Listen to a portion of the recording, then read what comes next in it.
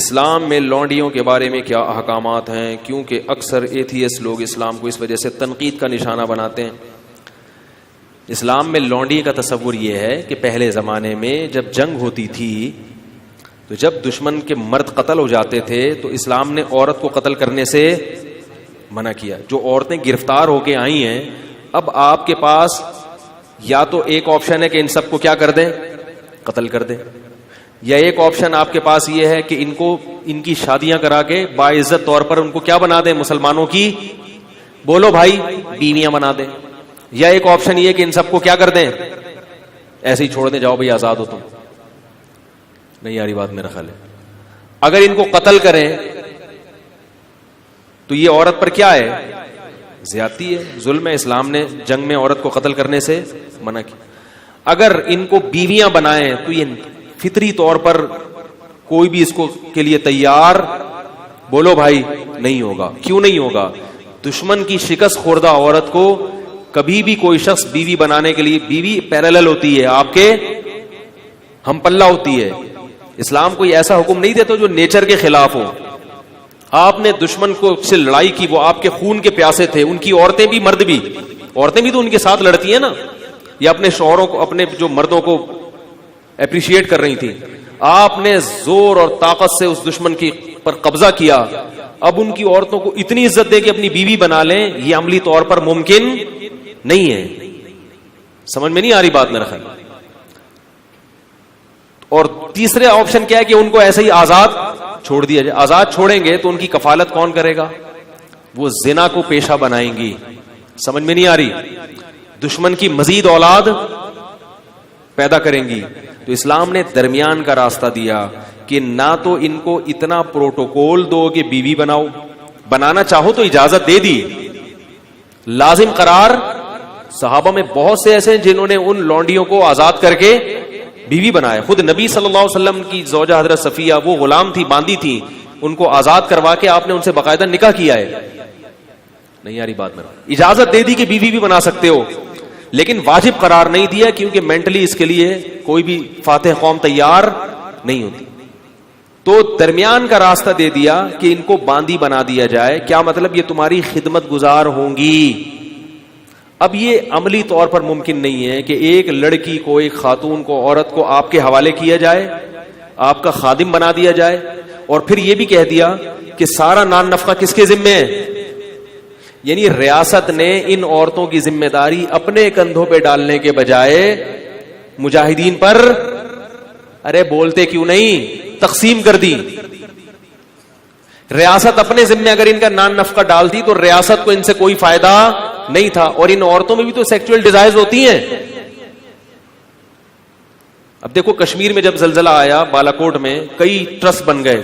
میں اس وقت چیخ رہا تھا، حالانکہ میں بہت چھوٹا تھا اس وقت عمر میں چیخ رہا تھا کہ اس وقت مہم چلاؤ، یہ عورتیں جن کے مرد قتل ہو گئے ہیں یا بیچارے شہید ہو گئے ہیں زلزلے میں، ان کی شادی کا کوئی انتظام۔ سب سے بہتر عورت کی کفالت کا طریقہ کیا ہوتا ہے؟ کسی مرد کے حوالے کر دی جائے اور اس مرد پر اس کی ذمہ داری ڈال دی جائے، اور اس مرد کے بھی مفاد اس سے وابستہ کر دیے جائیں۔ لیکن ہمارے یہاں ان چیزوں پہ کوئی بات بھی کرے تو کیا ہوتا ہے؟ اس کو بیوقوف سمجھتے ہیں لوگ۔ عیدی سینٹر حل تھوڑی ہے ان مسائل کا۔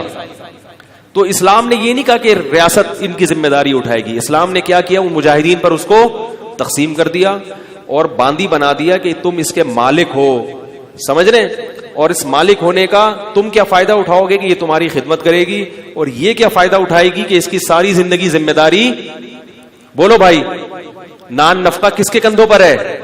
تمہارے کندھوں پر۔ تو اس سے بہتر صورت ممکن، سوٹیبل کوئی صورت ہو ہی نہیں سکتی تھی۔ پھر اسلام نے اتنے حقوق دے دیے کہ مجاہدین کی باندی تو بنا دیا، تو اب یہ نہیں ممکن تھا کہ اس سے سیکچوئل ریلیشن کو ناجائز قرار دے دیا جاتا، کیونکہ عملی طور پر ایسا ممکن کہ اس کو کہیں اور شادی سے بھی منع کر رہے ہیں آپ، اور آپ کے گھر میں بھی ہے وہ، اور آپ اس سے، اور اس میں بھی تو یہ اللہ نے خواہش رکھی ہے نا، اس کا بھی فائدہ ہے کہ مولا کو اس سے ریلیشن قائم کرنے کی اجازت دی جائے۔ اور پھر اس کے وہی احکام دے دیے جو نکاح کے ہوتے ہیں کہ کوئی اور مرد اس کو ہاتھ، بولو بھائی، غیر مسلموں کے ہاں جو عورتیں جنگی قیدی ہوتی ہیں پبلک پراپرٹی بن جاتی ہیں، وہ اس کو تو دیکھ رہے ہیں کہ اسلام نے باندی بنایا, اس کو نہیں دیکھتے کہ ہم باندی نہیں بناتے مگر پبلک کی کیا بناتے ہیں, پراپرٹی بنا دیتے ہیں. اور اگر اس کو نہیں بناتے تو اس کی سیکسول ڈیزائر کا کیا حال ہے پھر آپ کے پاس؟ کیسے سمجھائیں بھائی اگر نہیں بناتے پبلک پراپرٹی تو اس کی جو ڈیزائرز ہیں وہ کیسے پوری ہوں گی؟ تو اسلام نے بہترین حل دیا تھا کہ ان کو بیوی نہ بناؤ بلکہ کیا بنا دو, باندی بنا دو, اور ساری ذمہ داری کس پہ ڈال دو, اس کے مولا کے کندھوں پہ ڈال دو. اس سے پھر اس کو کچھ پروٹوکول بھی دیے اسلام نے. وہ پروٹوکول کیا دیے؟ نمبر 1, قرآن نے کہا کہ قسم کھا کے اگر توڑ دے تو غلام یا باندی آزاد کرنی پڑے گی. اگر قسم کھا کے آپ نے توڑ دی, آپ کی ملکیت میں اگر باندی یا غلام ہے تو وہ آزاد کیے بغیر کفارہ ادا. یہ جو ہم کہتے ہیں نا 3 روزے 10 غریبوں کو, یہ اس لیے کہ باندیاں نہیں ہے, غلام نہیں ہے. اگر غلام یا باندی ہو تو وہ آزاد کرنا پڑے گا. تو ان کی آزادی کا بھی اسلام نے کیا کر دیا؟ ارے بولو نا یار, بندوبست کیا کہ کسی بہانے سے ان کو کیا کیا جائے, آزاد کی. جب آزاد ہوگی تو وہ بھی احسان مانے گی کہ اس نے آزاد کر دیا, لہذا وہ مسلمانوں کی دشمن نہیں بنے گی, وہ احسان مانے گی. اور دوسرا پروٹوکول یہ دیا, اور کئی کفارے اس میں. زہار میں کفارہ کیا ہے کہ باندی کو آزاد کیا جائے. کسی کا غلطی سے قتل ہو گیا, اس کا کفارہ کیا ہے؟ باندی کو آزاد کیا جائے. اور پھر ویسے بھی کہہ دیا کہ اگر کسی نے ایک دفعہ بھی زبان سے کہہ دیا کہ باندی آزاد ہے تو یہ ریورس نہیں ہو سکتا.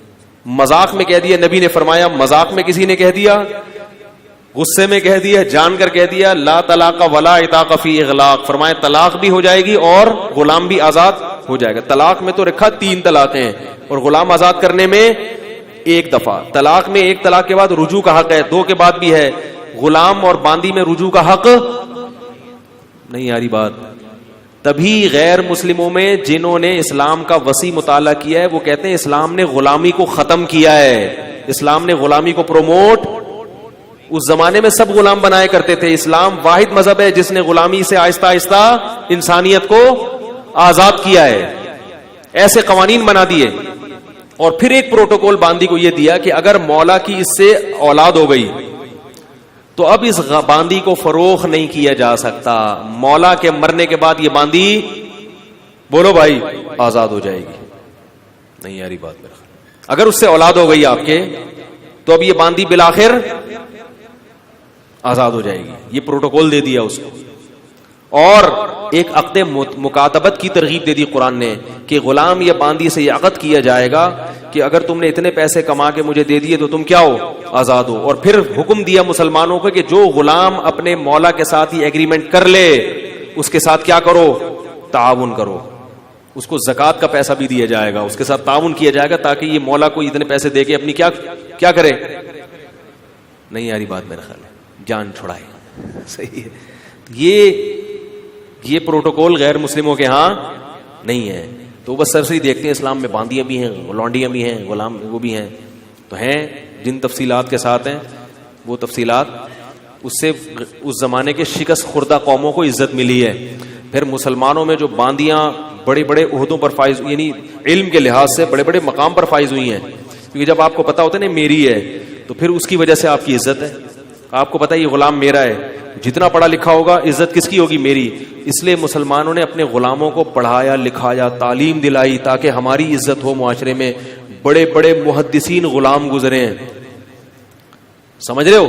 نافع عبداللہ بن عمر کے غلام تھے, بخاری اور مسلم کے بہت بڑے راویوں میں سے, اسلاف میں ان کا تذکرہ ملتا ہے. بخارا اور سمرقند سے قید ہو کر آئے تھے. بخارا جب روس میں لڑائی ہوئی تھی نا, صحابہ کرام کی فوجیں گئی تھی, یہاں سے گرفتار کر کے ان کو لایا گیا.